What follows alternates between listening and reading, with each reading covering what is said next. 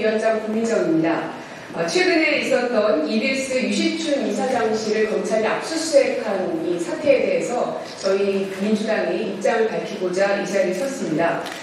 지금 현재 검찰권 남용이 도를 넘어서고 있는 상황입니다. 불공정한 편파 수사, 또 정치검찰의 이 편파적인 행태가 지속되고 있는 것에 대해서 더 이상은 참을 수가 없는 상황입니다. 특히나 대통령에 대한 강남 한식당에서의 그 비용에 대한 내용들, 그리고 영화 관람비, 해운대 횟집 회식비, 이미 기사에서 숱하게 거론이 되기도 했지만 이런 것들은 전혀 공개되지도 않고 있고 압수수색도 이루어지지 않고 있습니다. 그러나 EBS 유시춘 이사장과 관련해서는 너무나 터무니없는 근거를 대면서 압수수색까지 단행하고 있는 지금의 행태를 보면서 검찰 독재 정권에 대한 국민의 심판이 이미 내려졌음에도 불구하고 하나도 달라진 것이 없는 것 같습니다. 대통령실부터 압수수색할 것을 다시 한번 요구드립니다.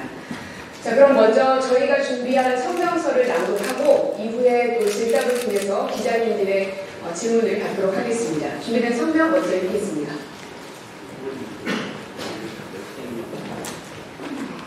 검찰이 지난달 30일 유시춘 EBS 이사장실을 압수수색했습니다. 국민권익위원회가 유시춘 이사장의 업무 추진비 사적 이용 혐의에 대해 수사 의뢰를 하자 공영방송 이사장실에 대한 압수수색이라는 초강수를 든 것입니다.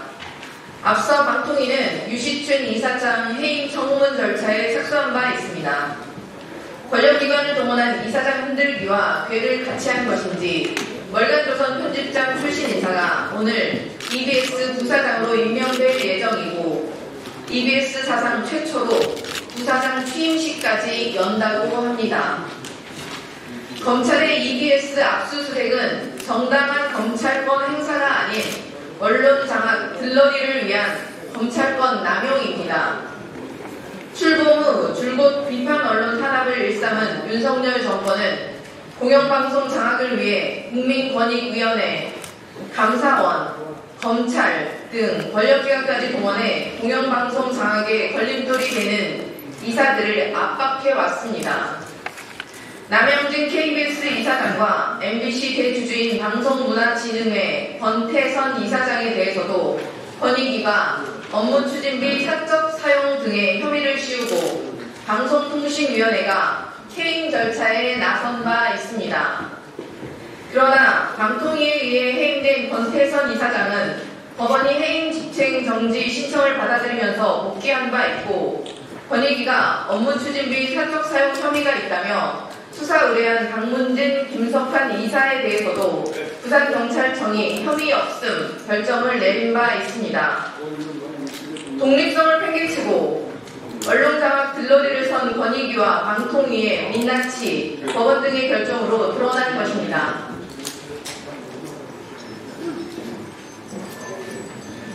지난 총선에서 국민들께서는 윤석열 정부를 심판하며 국정기조의 전면 전환을 명령했습니다. 민생경제 분야와 함께 윤석열 정부가 가장 반성하고 쇄신해야 할 분야가 언론 분야입니다. 윤석열 정부가 지난 2년 동안 비판 언론을 옥죄어 땡은 방송을 만들기 위해 언론의 독립성과 공정성을 무참히 허물어왔기 때문입니다. 윤석열 대통령은 지난 29일 영수회담에서 언론을 쥘 방법을 잘 알지만 언론을 장악할 생각이 없다고 말했습니다. 그러나 대통령의 말과 달리 지난 2년 동안 윤석열 정부는 잘 아는 방법으로 아무런 눈치도 보지 않고 언론 장악 시도를 자행했습니다. 그리고 총선이 끝나자마자 또다시 검찰을 동원해 공영방송 EBS 흔들기에 나서고 있습니다. 검경의 강제 수사를 받아야 할 대상은 공영방송 EBS가 아니라 류일임 방심위원장입니다.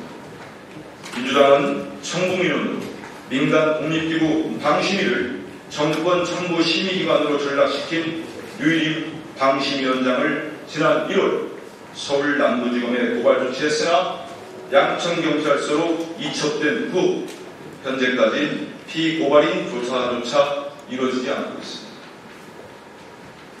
검찰권 남용으로 언론장악 갤러리를 설 것이 아니라 해야 할 수사를 신속하게 하기 바랍니다.